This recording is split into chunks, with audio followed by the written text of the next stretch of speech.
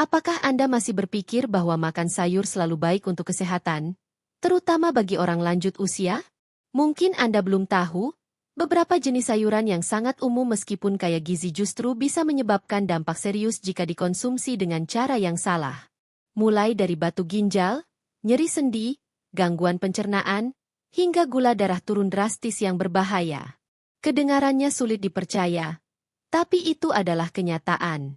Apakah Anda pernah merasa lelah setelah makan atau makan sayur hijau setiap hari, tapi semakin dimakan justru semakin sakit pinggang, nyeri lutut, susah tidur, atau sering buang air kecil di malam hari?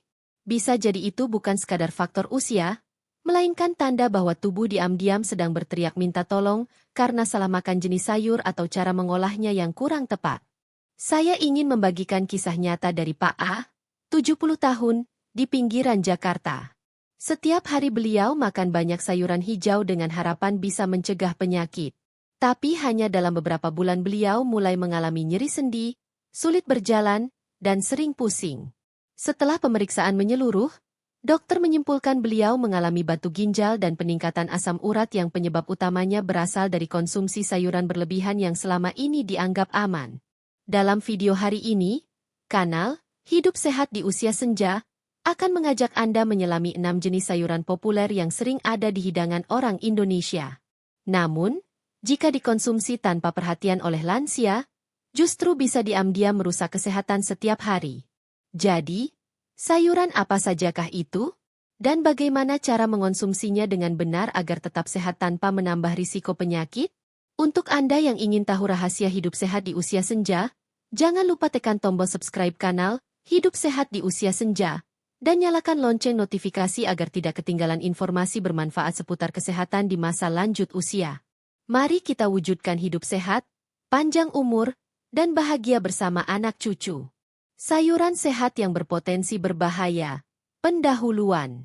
Apakah Anda masih berpikir bahwa makan sayur selalu baik untuk kesehatan, terutama bagi orang lanjut usia? Mungkin Anda belum tahu, beberapa jenis sayuran yang sangat umum dan akrab di meja makan kita, meskipun kaya gizi, justru bisa menyebabkan dampak serius jika dikonsumsi dengan cara yang salah.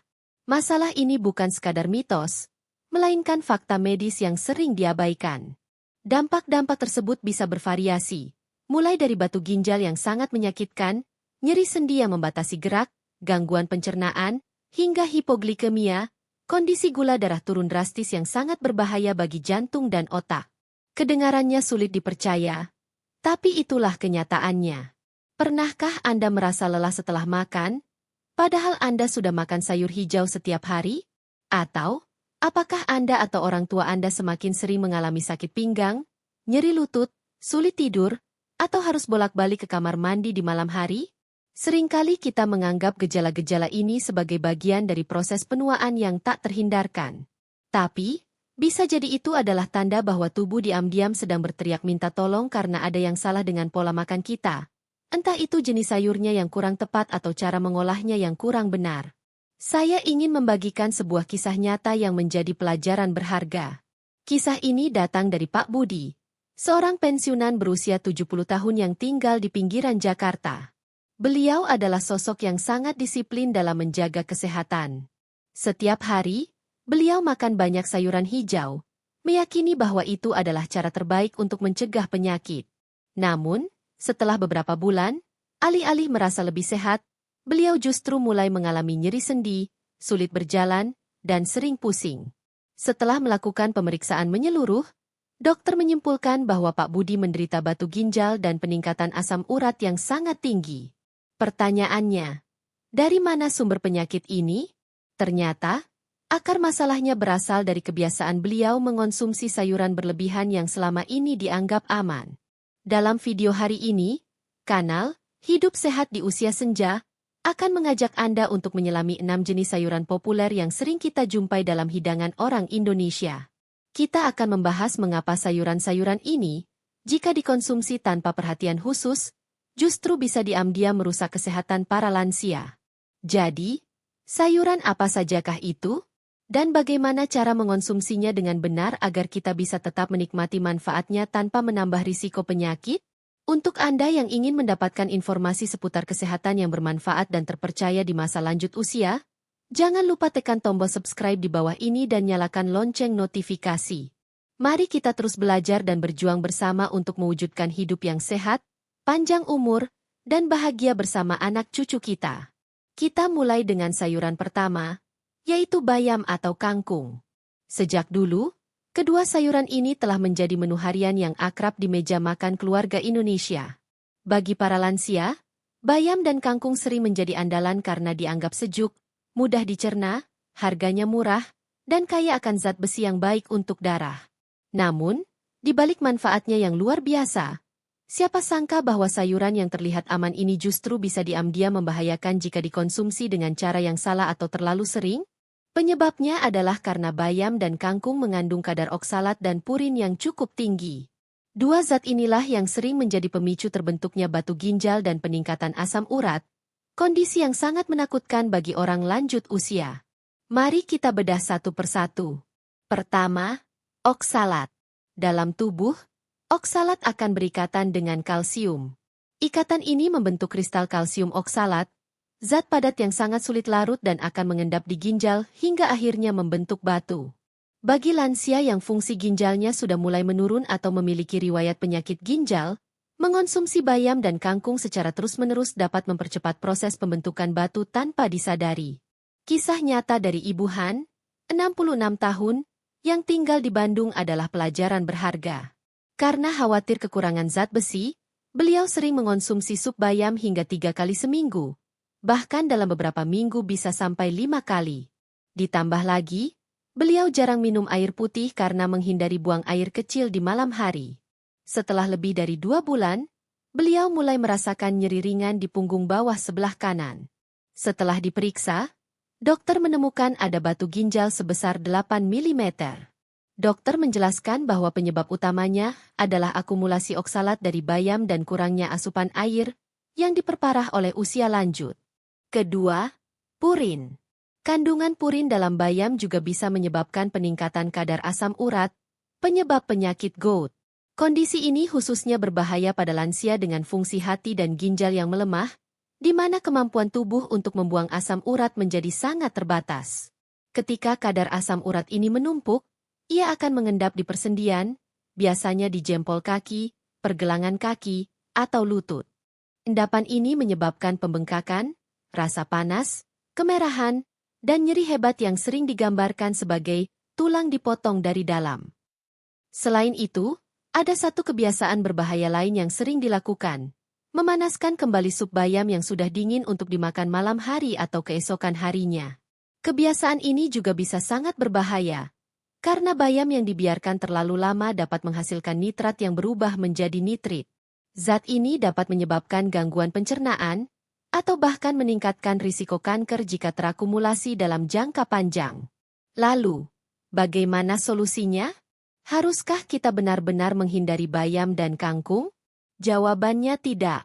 Anda tidak perlu menghindarinya sepenuhnya, tapi harus dikonsumsi dengan cara yang benar dan jumlah yang cukup. Cukup 1-2 kali seminggu, jangan dikonsumsi berturut-turut setiap hari. Hindari menyimpan sayur matang lebih dari 1 hari.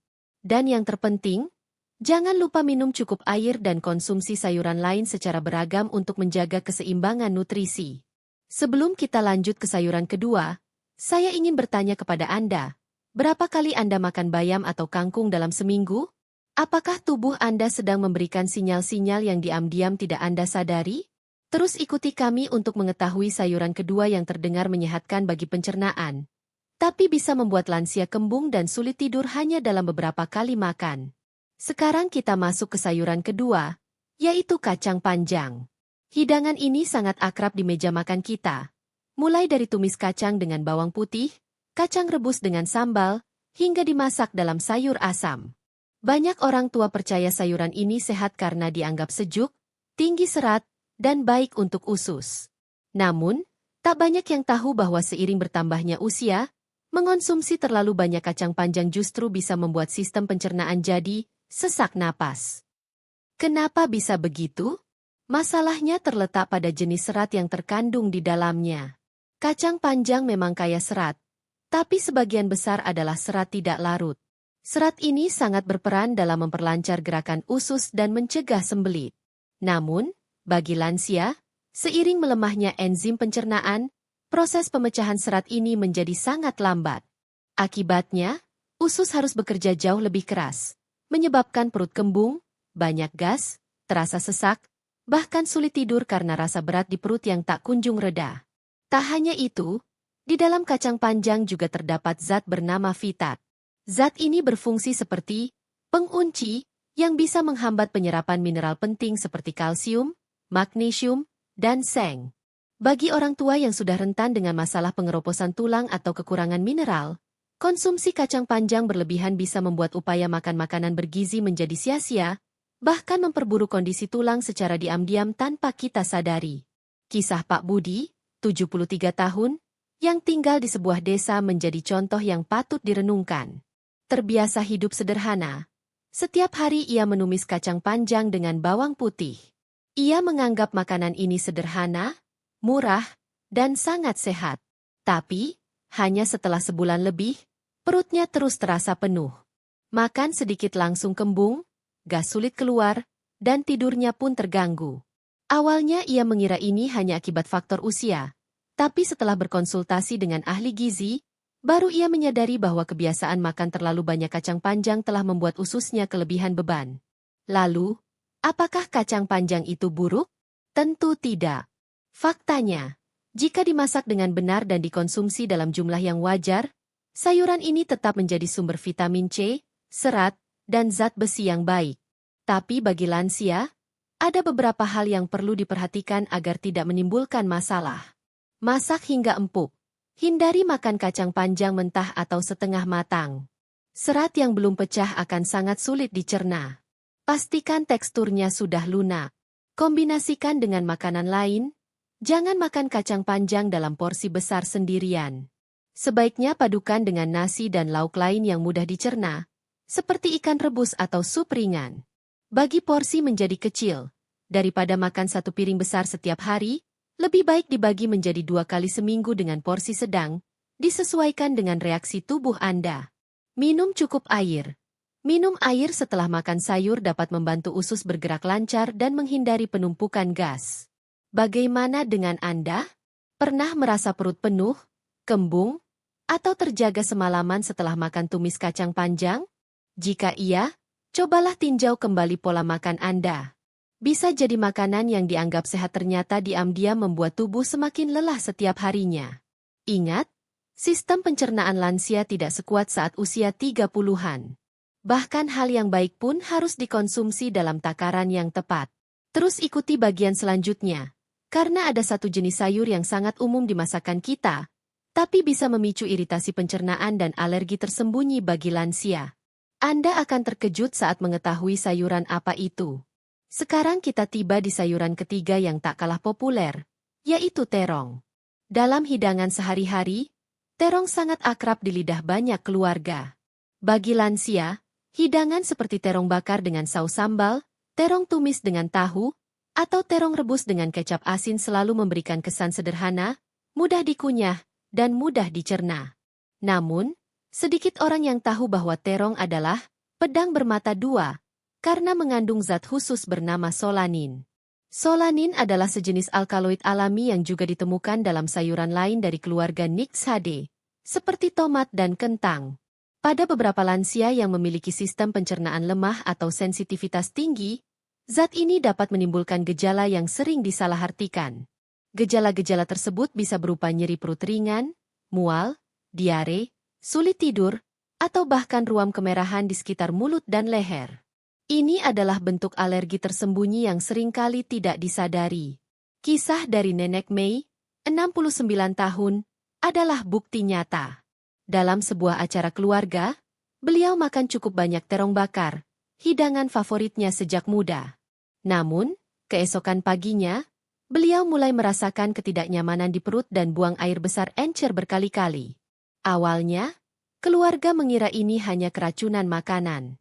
Tetapi, beberapa jam kemudian, kulit di sekitar mulutnya mulai memerah dan terasa gatal, sesuatu yang belum pernah dialaminya sebelumnya.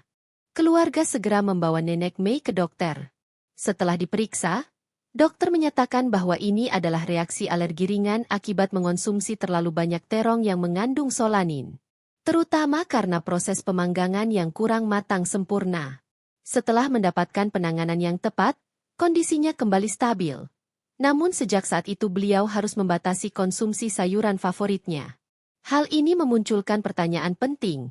Apakah lansia sebaiknya menghindari terong sepenuhnya? Jawabannya adalah tidak perlu menghindari sama sekali, tapi harus dikonsumsi dengan cara yang benar. Berikut adalah beberapa catatan penting yang perlu diperhatikan. Jangan dikonsumsi mentah. Terong mentah mengandung kadar solanin yang sangat tinggi dan mudah menyebabkan iritasi. Pastikan Anda tidak pernah mengonsumsinya sebelum matang. Masak hingga matang sempurna. Saat digoreng, dipanggang, atau ditumis, pastikan terong dimasak sampai lunak sepenuhnya. Jangan biarkan ada bagian yang masih keras atau mentah di dalamnya. Jangan dikonsumsi berlebihan, cukup konsumsi 1 hingga 2 kali seminggu. Hindari makan terong selama beberapa hari berturut-turut, terutama jika Anda memiliki riwayat alergi makanan. Perhatikan reaksi tubuh. Bagi mereka yang memiliki riwayat alergi makanan, sebaiknya perhatikan baik-baik reaksi tubuh setelah makan. Selain solanin, terong juga mengandung banyak serat dan air. Jika dikonsumsi terlalu banyak pada malam hari, bisa menyebabkan perut kembung, diare ringan, dan sulit tidur karena aktivitas usus yang meningkat. Apakah Anda pernah mengalami perut kembung, diare ringan, atau ruam setelah makan terong? Pernahkah Anda mengira itu hanya karena makanan yang tidak bersih dan mengabaikan kemungkinan alergi atau iritasi makanan? Alergi pada lansia seringkali tidak secepat dan sejelas pada orang muda, tapi sangat diam-diam dan mudah disalahartikan sebagai flu, radang pencernaan, atau kelelahan.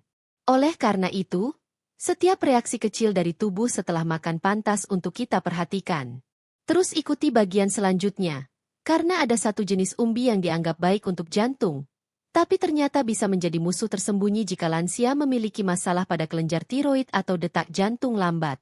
Sekarang, kita lanjutkan kedua jenis sayuran lain yang juga menyimpan bahaya tersembunyi, dimulai dari lobak putih. Di mata banyak orang, lobak putih sejak lama dianggap sebagai obat ajaib rakyat yang membantu detoksifikasi tubuh, meredakan peradangan, dan membersihkan hati. Banyak lansia percaya bahwa makan sup lobak putih setiap hari adalah rahasia menjaga kesehatan di usia senja. Namun, di balik tampilannya yang segar dan bersih itu, lobak putih ternyata menyimpan potensi bahaya tersembunyi bagi kelenjar tiroid, terutama bagi lansia dengan sistem metabolisme yang melemah. Masalah ini berasal dari senyawa alami bernama goitrogen yang terdapat dalam lobak putih. Senyawa ini dapat menghambat proses penyerapan yodium oleh kelenjar tiroid, sehingga mengurangi produksi hormon tiroid. Jika hormon ini berkurang, tubuh mulai menunjukkan gejala seperti kelelahan berkepanjangan, tangan dan kaki terasa dingin, kenaikan berat badan tanpa sebab yang jelas, hingga gangguan pada jantung.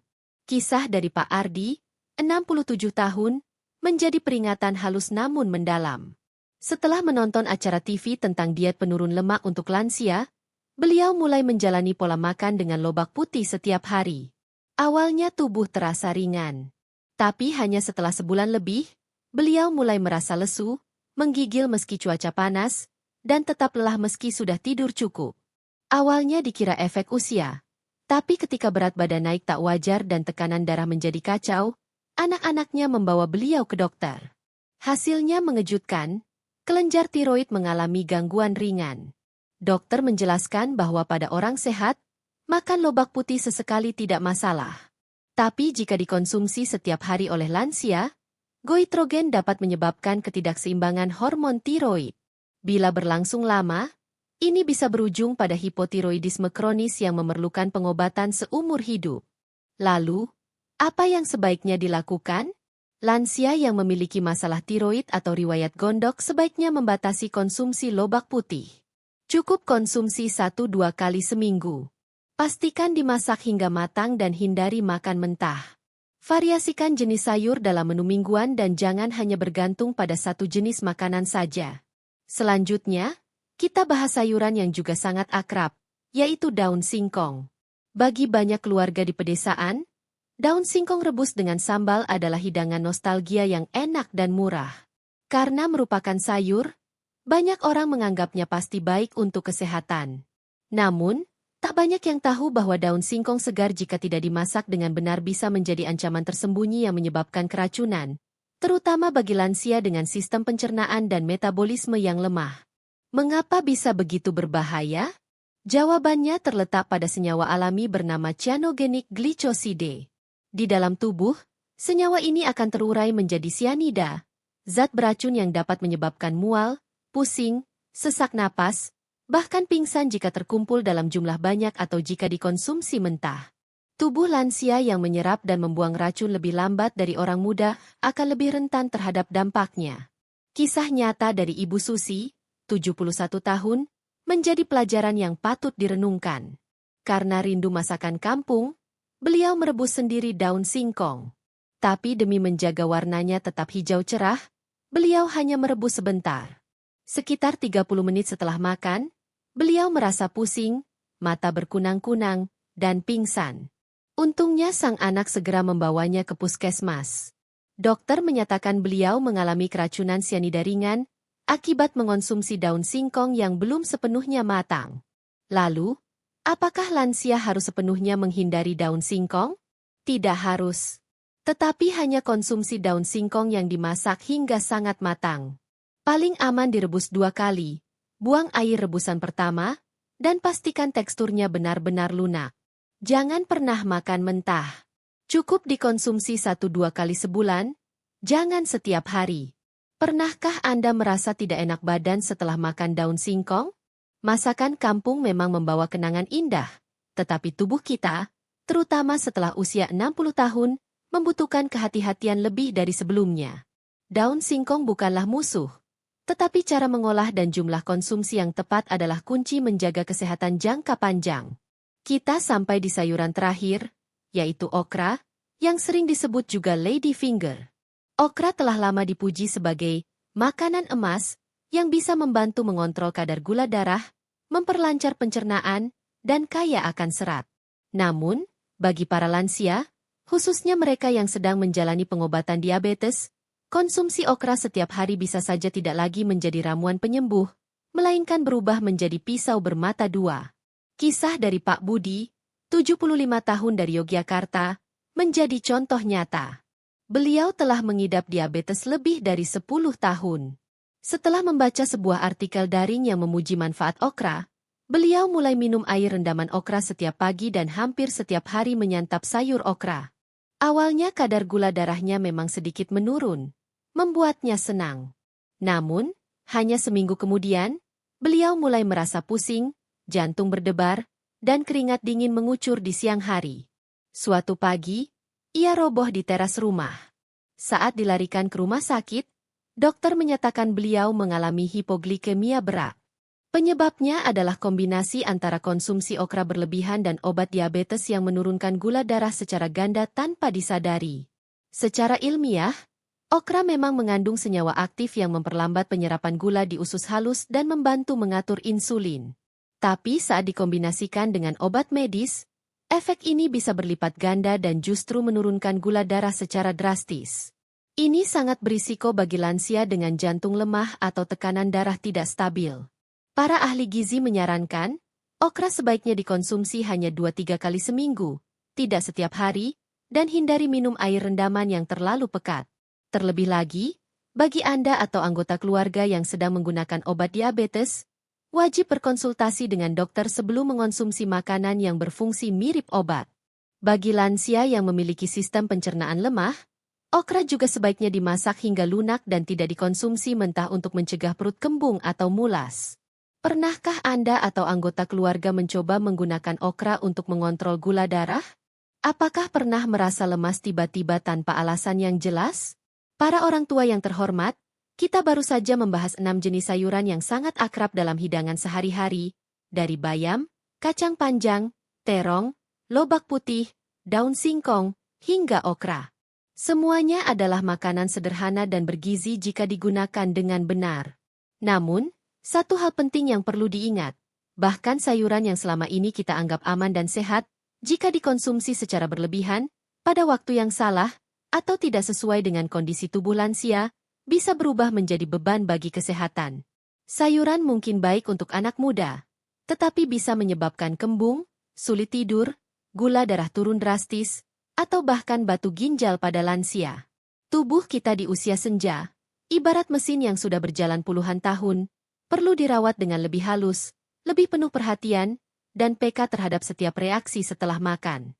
Jangan sampai makanan yang kita pikir sehat malah diam-diam menyebabkan nyeri punggung, sulit tidur, atau lebih buruk lagi, keracunan, hanya karena kita mengabaikan tanda-tanda kecil.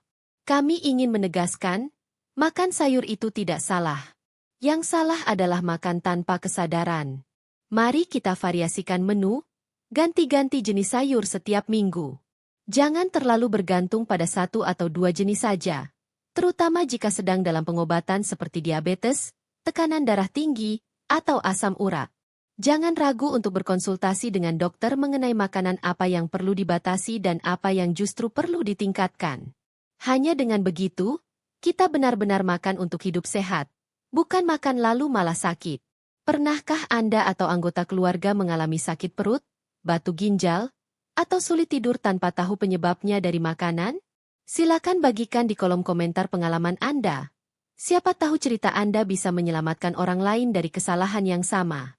Jika Anda merasa video ini bermanfaat, silakan klik like, bagikan kepada keluarga dan teman, serta tekan tombol subscribe channel Hidup Sehat di Usia Senja. Mari terus berjalan bersama, menjalani hidup yang sehat dan damai di usia senja setiap hari. Terima kasih banyak dan sampai jumpa di video berikutnya.